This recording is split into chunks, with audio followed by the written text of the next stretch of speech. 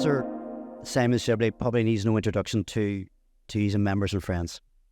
For myself, I know many in this room. We had many a conversation just last night at the opening ceremony and around what Simon's all about. And essentially, he's been an inspirational leader in the world of sport management and finance. He's been a mentor and a friend to many of us over many years. But for those who do not know him, Simon is a distinguished figure in the realm of sports management and finance. He's a director of the Sport Industry Research Centre at Sheffield Hallam University and is also a professor of sports management. Simon's research centres on the innovation application of financial and economic methodologies to explore intriguing research questions in sport and leisure. Currently, his work is focused on the area of addressing diversity and inclusion within sport. Simon's remarkable career embodies the synergy of finance, sports, social impact, making him a leading figure in this field. We do look forward to hearing your presentation, Simon, but for the purpose of clarity, all of our keynote presentations will be 30 minutes in duration, and at the end we'll have an opportunity to ask some questions. And what we'll ask you to do when questioning, just to give your name, your organisation, institution, and then obviously your question. I'll remind you again at the end of the presentation, but that's the way we'd like to do it. Thank you, Paul, and good morning, everyone. That is some introduction, and I will try my best to live up to it. Now, some of you might be thinking, what is a seemingly white, middle-aged, middle-class male standing up in front of you talking about equality, diversity, and inclusion? And you're perfectly right to have that view. I would say that when we think about the theme of the conference, forward thinking in sport management, inclusivity, it's an opportunity for aging dinosaurs like me to reinvent themselves and to work in another area of research. So anybody who knows me may well know that primarily the start of my career, my research was around the economic and social impacts of major events. And more recently, I celebrate 20 years of working with the sport policy factors leading to international sporting success consortium, the so-called SPLIS consortium, doing work on elite sport development systems. However, during the lockdown, various things happened. We had some work from Sport Ireland. We had a very unfortunate incident globally, which I'll come on to in due course, which reframed the way in which we think about diversity and inclusion. So I don't stand here spouting to be some kind of expert or guru on diversity, equality, and inclusion, but rather I am somebody who has adapted to an emerging field.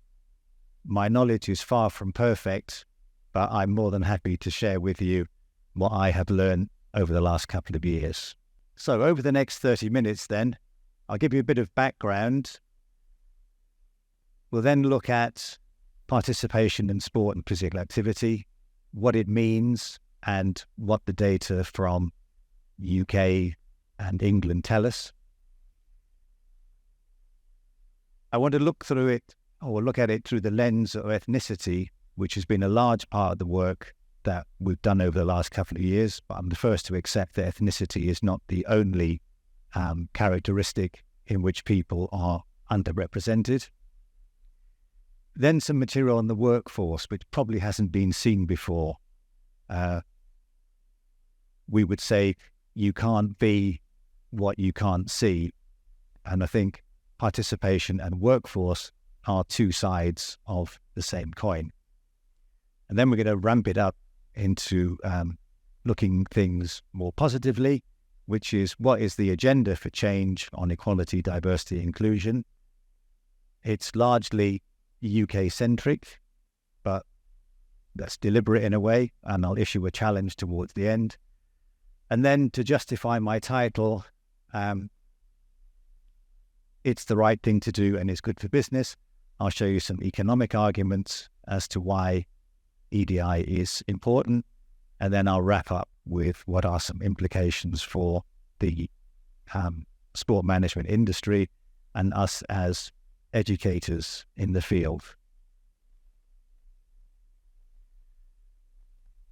So, inequality in sport is a long-standing issue.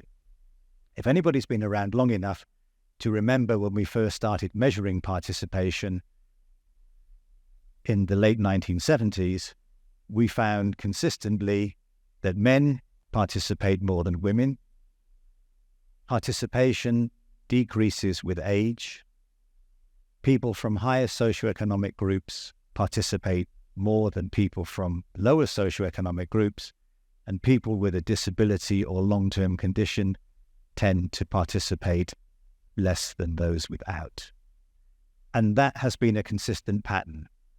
Whether we measure sport in different ways, as we did in the General Household Survey, or we measure it again with a different definition in the Active People Survey, and now currently we're measuring physical activity in the Active Lives Survey, those basic inequalities play out consistently. And what we call social gradients also persist. And one explanation might be, if you do what you've always done, then you're going to get what you've always got. What you've always got is stubbornly static levels of participation and stubborn social gradients reflecting inequality. I looked at the Eurobarometer data across 27 European nations, and some of those findings are replicated across Europe. Certainly, apart from the Nordic countries, men participate more than women. In all countries, participation decreases with age, and participation is linked to socioeconomic status. We had a learning lesson from London 2012. The tagline and justification as to why London won the Olympics ahead of Paris was that we were going to inspire a generation. Research done after the event showed that what we inspired was enabling already sporty people to become even more sporty, and we did very little to enable people who did nothing to start doing something. So a classic market penetration effect, existing customers consuming existing products more intensely, and not so much of a market development effect, new customers for existing products.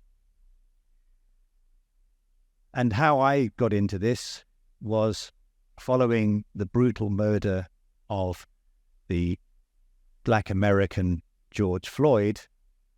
The 5 sports councils in the UK got together and commissioned a piece of research called Tackling Racism and Racial Inequality in Sport, which has, in the same way that SPLIS has its acronym, this one has the acronym TRARIS.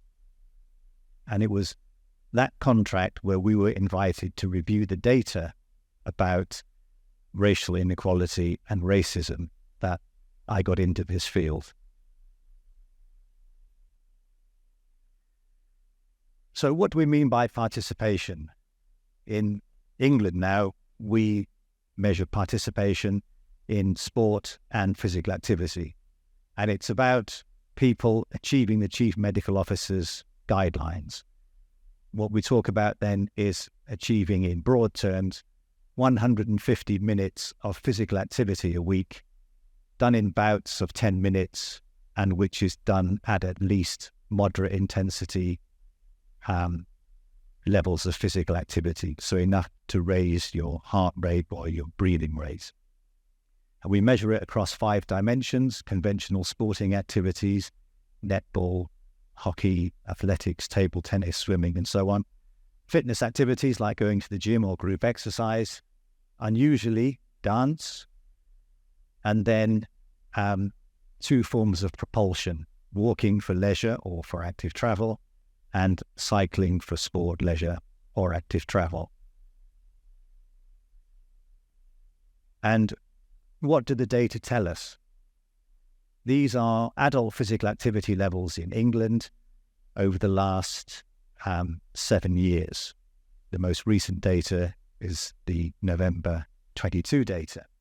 And what it shows is pretty much consistently that the adult participation rate in sport and physical activity is around 63%. Now, if we just go back a couple of years and look at the pandemic years, yes, it did drop slightly from 63 to 61, but has subsequently recovered. So this picture of static participation rates plays out very nicely in this data. But there is inequality. And what I want to do is to talk about the Equality Act of 2010, which identifies 9 protected characteristics, and to look at the participation levels of those protected characteristics relative to the population as a whole.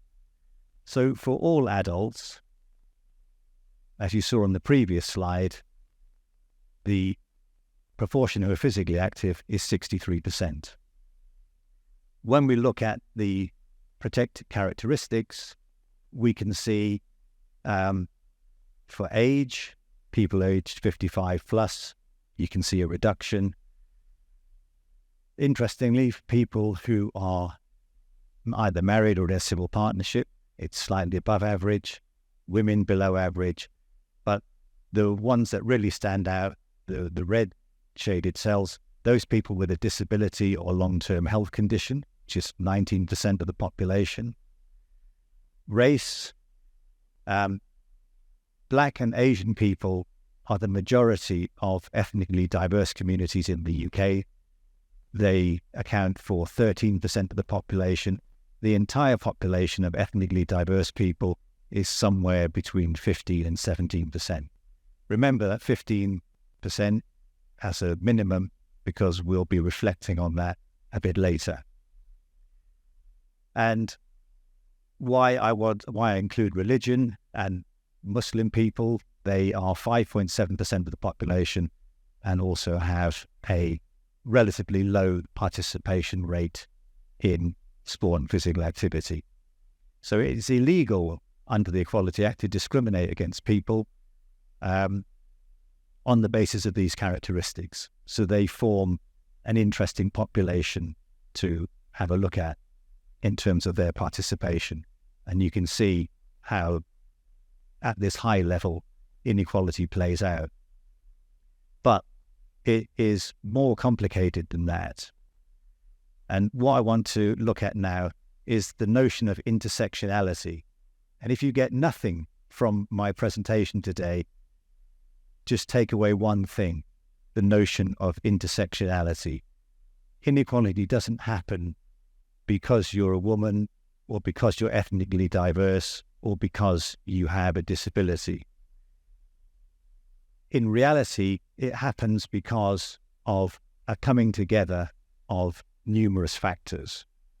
And so the first example I'm going to show you is comparing white British males from a high socioeconomic group with white British females from a low socioeconomic group. So at the top of the tree, you can see white British males, high socioeconomic group, 75% are physically active. For their female counterparts from low socioeconomic groups, we've got a score of 54. So 21 percentage points difference. And then if we get rid of that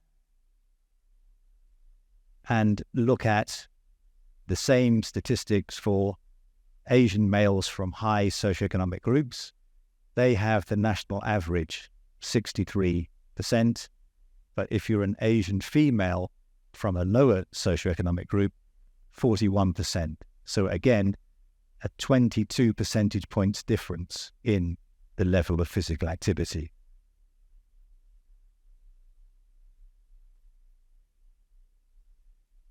So now I want to just take a look at the data through the lens of ethnicity. And what we've got here is we break our data down into 18 subgroups and 5 major categories. This is often because of data granularity. So you look across the top, and for all adults, the proportion who are active, 62.6, 63%.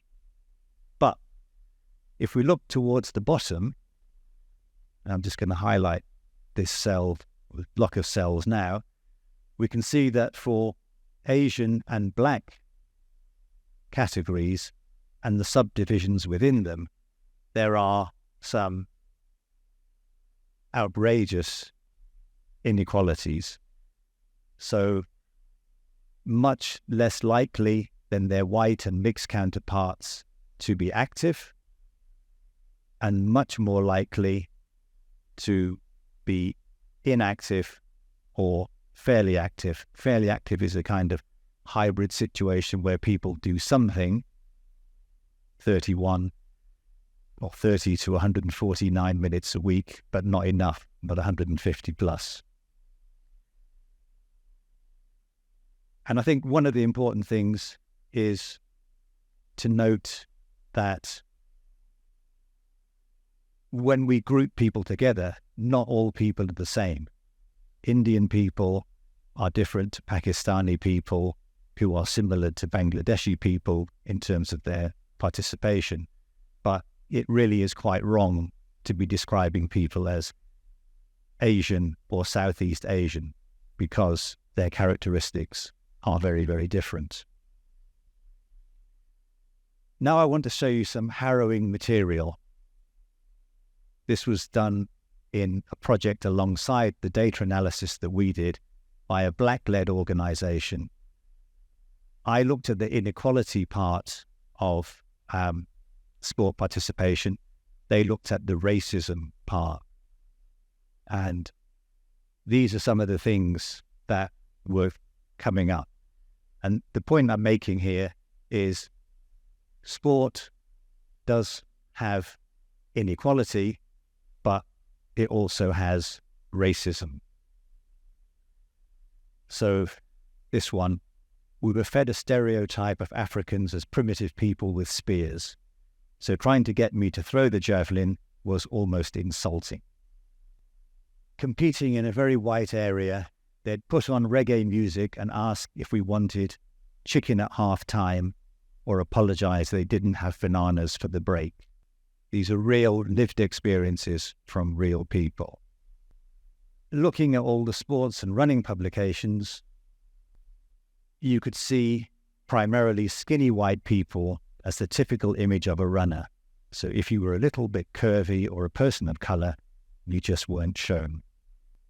My children played hockey, but received far less attention and opportunities than the players who went to private schools. So that's where racism started to come in as well. My son had peers who weren't anywhere near as good as him, but because he wasn't in their system, he would get overlooked. Another interesting finding was that age profiles vary by ethnicity. And I raise this point because participation should be higher amongst younger populations. So we see that the white British population is, in relative terms, aging, with higher numbers of people age 45 plus. But for South Asian, Black, Chinese, and mixed populations, there's much more people in the working age brackets and fewer people in the older age brackets, relatively. So the average age of adults in England is 47.4, For white British people, it's 49.7. But when you look at South Asian and black people, it's between 10 and 12 years younger. So all things being equal, because they were younger, you might expect them to have higher participation rates. And that doesn't play out, as you've seen earlier. That got me thinking, is there a problem with sport that we have such levels of inequality, or does it play out in other facets of life? So within the data set, there are some basic questions on whether or not people take part in other cultural activities. So attending a live sports event, okay, that's sport, but you can see South Asian and black people underrepresented. Whether it's taking part or watching creative, artistic, theatrical or musical activity, again, we see underrepresentation, and similarly in attending a museum or gallery. In fact, the only thing where Black and South Asian people do something that is above the average is using a public library. Now, this might blow your mind, this one, but this was my real eye-opener, that we've seen inequality in sport, we've seen inequality in other cultural provision, but now for the first time, we see participation in sport and physical activity positively correlated with the index of multiple deprivation. So what we're looking at here is the levels of inactivity and activity of all ethnic groups in England. We then look at the index of multiple deprivation. And the first thing that we can see is that being active is negatively correlated with the index of multiple deprivation. So for me, that was quite an important finding. The next thing we find is that being active is negatively correlated with income deprivation, which is one of the 7 components of the overall index. And we also see that being active is negatively correlated with either being a victim of crime or having a fear of crime. And finally, being active is negatively correlated with the characteristics of your locality, such as air quality. By contrast, being inactive is positively correlated with education deprivation, and is also correlated with locality. So for the first time, we started thinking, we're onto something here, that maybe it's not just sport, maybe it's not just culture, maybe it is about wider social injustice, that if people have a good education, which enables them to have a decent income, which enables them to live in a better area, those conditions being in place may lead to greater equality in participation in sport and physical activity. That's not to say that sport doesn't have its own problems. So now, the workforce in sport.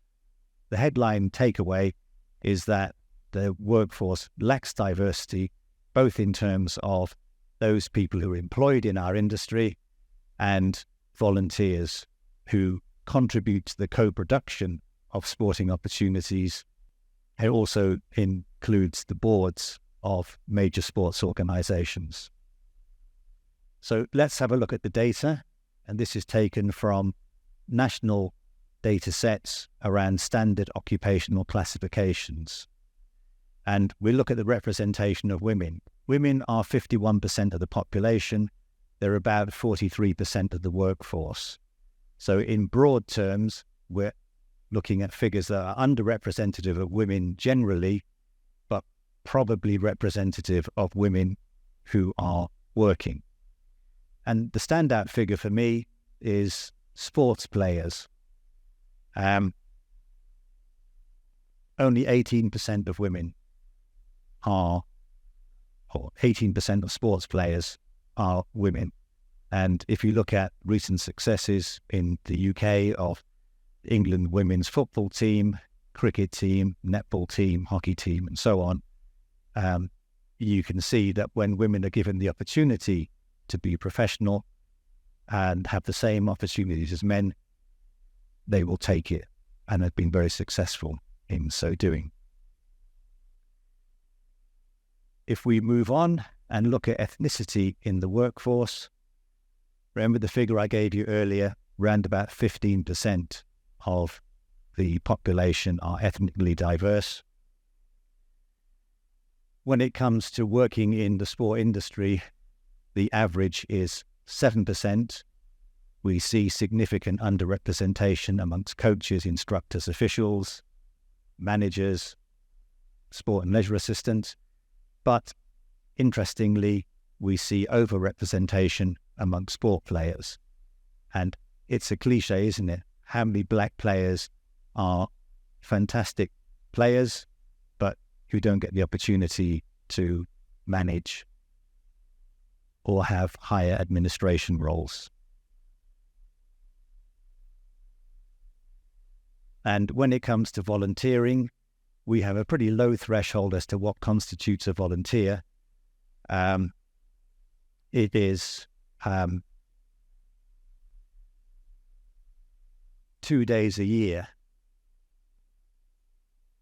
So white British people have above average volunteering levels.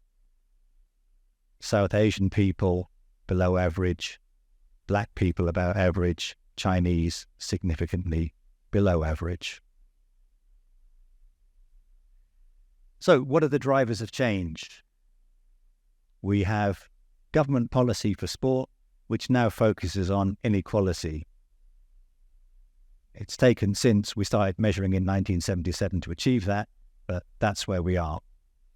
We also have, following the George Floyd incident, home country sports councils and UK sport actively pursuing an equality, diversity and inclusion agenda, and they're linking that to the governance of the organisations that they fund, the funding, probably more importantly, that they contribute, and the thing that I'm working on now, what fell out of the work that we did on the data, is helping 125 organisations who receive at least £500,000 in funding to develop their own diversity and inclusion action plans. So this is a brief statement from the Diversity and Inclusion Action Plan of UK Sport, who are leading from the front. By 2031, another 8 years, the people in UK sport will be fully reflective of UK society. And this means the board, the senior executive leadership and the workforce. And they're making this statement here. They will be 50% female, 20% disabled, 14% ethnically diverse, 3% LGBTQ+. So the first time you've got an organisation setting a target for its diversity. For Sport England, they're a large organisation with 290 employees, and they measure that diversity across 4 dimensions: women, disability, ethnic diversity, and sexual orientation. And what we found is, if we take the base figures, 51% of women in the population, we'd expect 148 in the workforce. There are 203. So women in Sport England are overrepresented. People with a disability or people from ethnically diverse backgrounds are underrepresented, but people who define themselves as lesbian, gay, bisexual, or other non-heterosexual orientation are slightly overrepresented. This is what's beginning to happen with big sports organizations who are being tasked with measuring and reporting their diversity and inclusion. Probably no prizes for guessing, but this actually relates to tennis. And what we're looking at is a board, a council, an executive team, staff, officials, all underrepresented in terms of gender, highly underrepresented in terms of coaches. No surprise, women overrepresented in the volunteers. If we look at ethnicity, it's largely red for the board, for the officials, for the coaches, for the volunteers, but ethnically diverse people are relatively well represented in the playing pool. And if we look at disability, staff, officials, accredited coaches, volunteers, and some players. And what's happening now is what's called internal benchmarking, collecting the data, where are we now, and then annually, as part of this process, organizations will have to report on their figures so that they can demonstrate progress to their funders. Controversial one here. I only want to focus on one thing, but this is cricket. Cricket's been in the news a lot because of the Independent Commission on Equality in Cricket report, which found the sport to be institutionally racist. The figure that I've highlighted is that 20% of the workforce for the England and Wales Cricket Board comes from privately educated or independently educated people. Now, the average in the UK is about 7%. So the workforce is roughly 3 times more likely, or it is 3 times overrepresented relative to the national average. If we take professional players, 43% of those were educated in independent schools. And if we take the England cricket team or squad, 90% were educated independently. And this has been a real eye-opening experience for those involved in the management of the game. So let's take a look at the economic and social arguments. Colleagues of mine in this room, far cleverer than I am, have worked out that the economic and social value of sport and physical activity is 85.5 billion. That's made up of gross value added, contribution to GDP, if you like, of 13.9 million, and a social value of 71.6 million.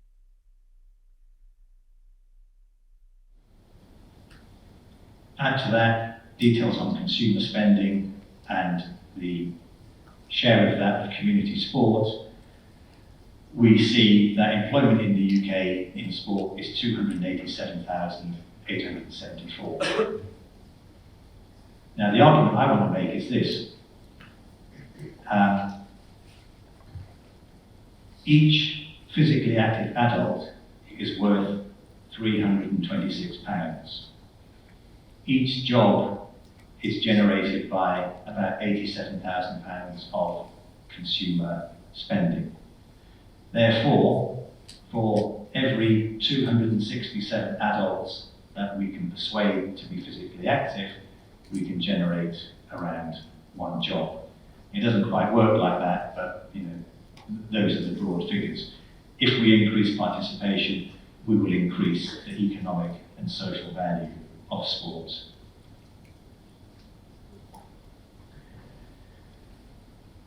So what are the implications for sport management? Strategically, we need to get our house in order. There is inequality, there is racism. I would say, rather than looking inwardly in sport, we need to look at the social justice bigger picture, which is around education, income, employment, housing, and so on. What I've shown you is patchy data.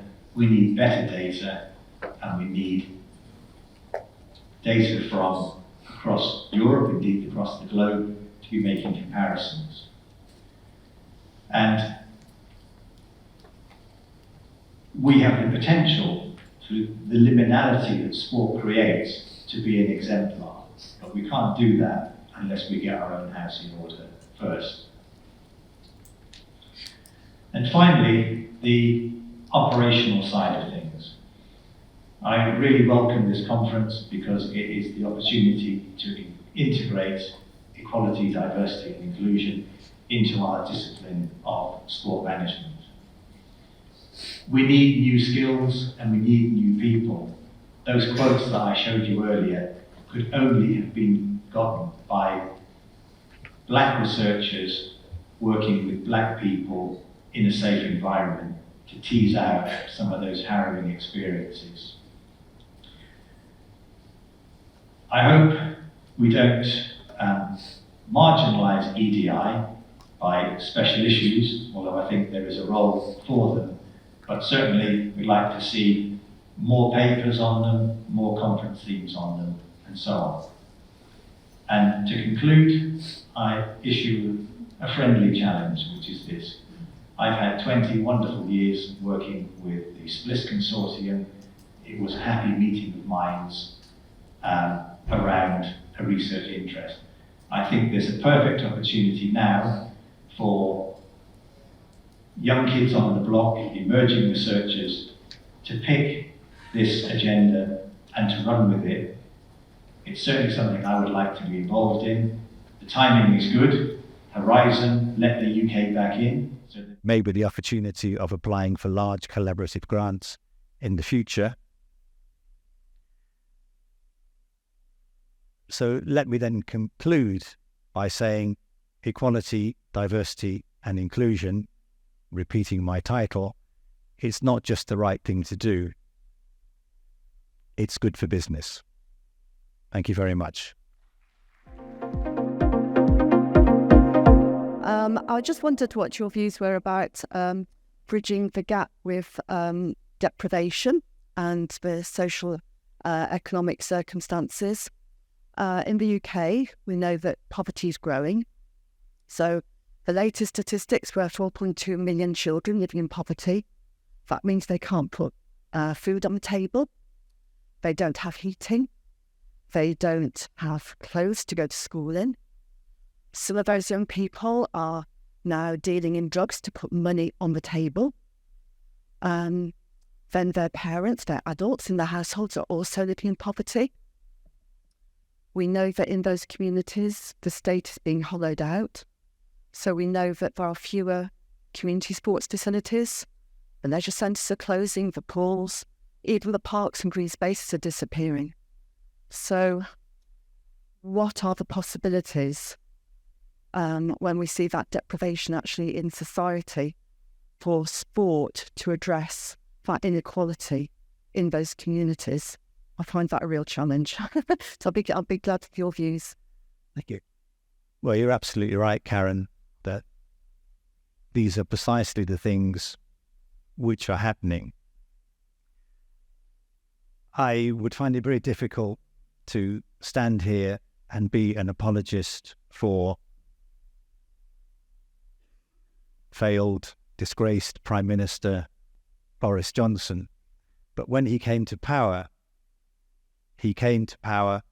under the slogan of levelling up. Now, I'm not sure what he meant by that. I'm not sure he was talking about sport and physical activity.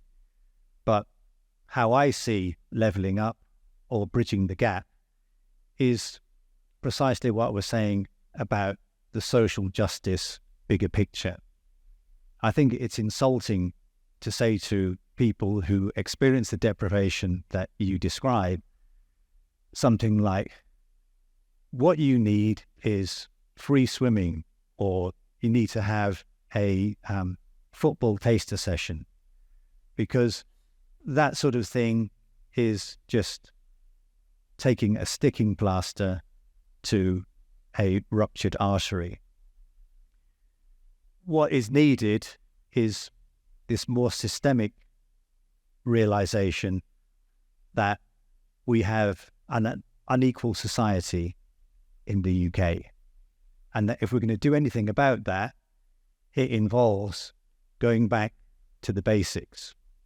One slide I didn't show you was that these inequalities in sport participation begin at an early age. So if we look at participation of children and young people aged 5 to 15, what I showed you for adults plays out amongst young people. And so therefore, it is about providing people with the education to be able to get a decent job, which gives them a decent income, which enables them to have decent housing. The totality of that enables them to have good health, and perhaps more importantly, it gives them the time and the space to make choices. One of the things that I've consistently heard about people in deprived areas is that out of necessity, they live really busy, hectic, sometimes chaotic lives.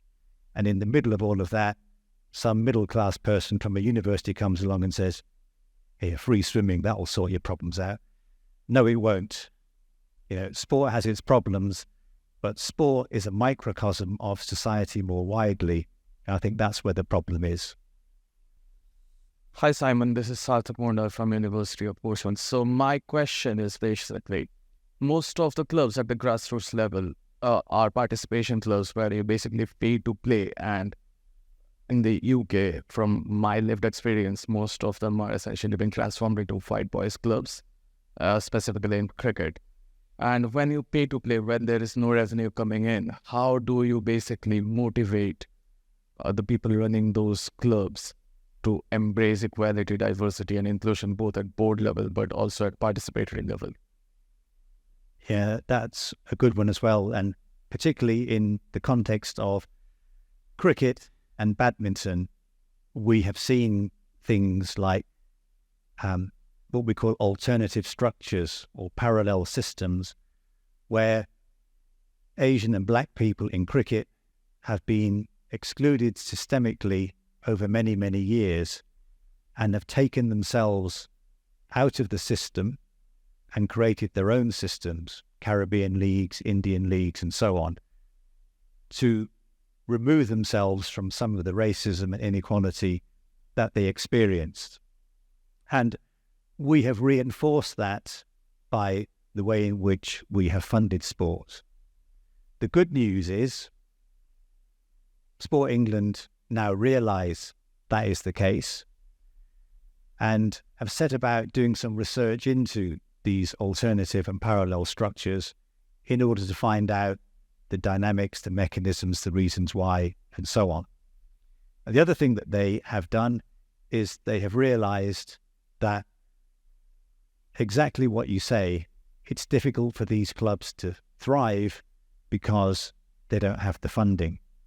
And one of the reasons they don't have the funding is because they don't have the constitution, the governance structure, all the rest of it. Sport England are now prepared to look beyond that. They want to target the money to where the need is and to where the inequality is. So rather than having this white middle-class bureaucracy that excludes people, what we're going to see, or what we are seeing, is a freezing of the conditions, or an unfreezing of the conditions around funding, so that the funding system becomes more accessible to those people who have historically been excluded from it.